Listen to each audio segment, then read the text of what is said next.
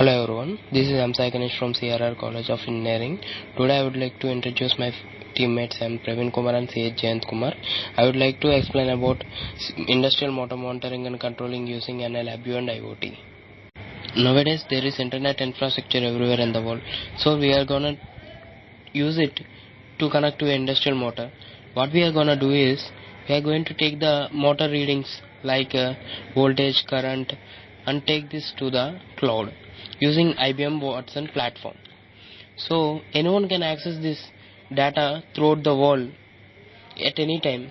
So it makes the engineers easy to rectify the faults in the motor from anywhere in the world. Explained by M. Praveen Kumar. Thank you. Hi, this is Praveen Kumar. Now I am going to explain each and every part of our project.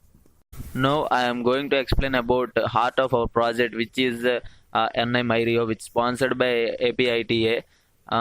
This MY RIO collects all the data from sensors and pushes it through cloud, does the main job, and it generates all the control signals and actuates the motor according to the situations. Now you can see this is our industrial motor, which has the proximity sensor embedded to it, which measures the main value, which is speed of the motor, and sends the data to MY RIO through this cable. And this generates the signals according to whenever the metal is reached to near it, it generates low signal, and when the metal is away from this, it generates high signal. So these signals will be catched by the MY RIO, and the corresponding data will be converted into speed RPM. Now I am going to explain about the temperature sensor, which is the thermistor placed inside the winding. You can see there is a small black hole, and the wires are coming out from it, which is the thermistor wires. We used a 10 kilo ohms thermistor in series with a 10 kilo ohm resistor to read the winding temperature. Now you can see this is the single phase auto transformer, which feeds the single phase AC alternating current supply to our industrial motor. So using this, usually in project, the main theme, the motor is protected from the over voltage as well as the under voltage schemes. So virtually we can generate these conditions, which is over voltage and under voltage.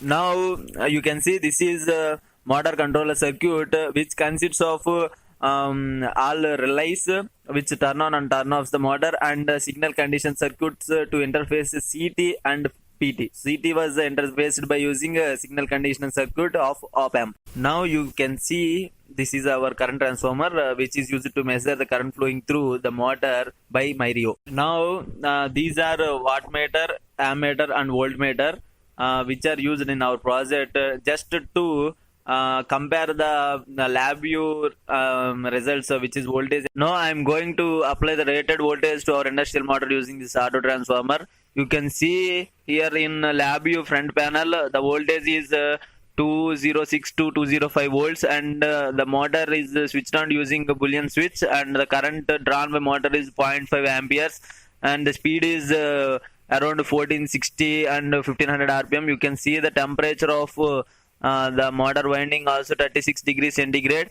Coolant status is now off, and the motor efficiency is around 86%, and output power is 200 watts. So now the motor is switched off using the Boolean switch. You can see the motor switching off, and the speed is decreased to the minimum value. Next, all this data is being pushed to cloud. Now you can see the motor is slowing down, and it turned off. So this is the cloud, which is IBM Watson IoT cloud. You can see here all the motor parameters, and which having a MAC ID there, and you can see now I'm scrolling down. So here we got the temperature, voltage, and current, and speed of the motor, as usual, efficiency of the motor and output power of the motor.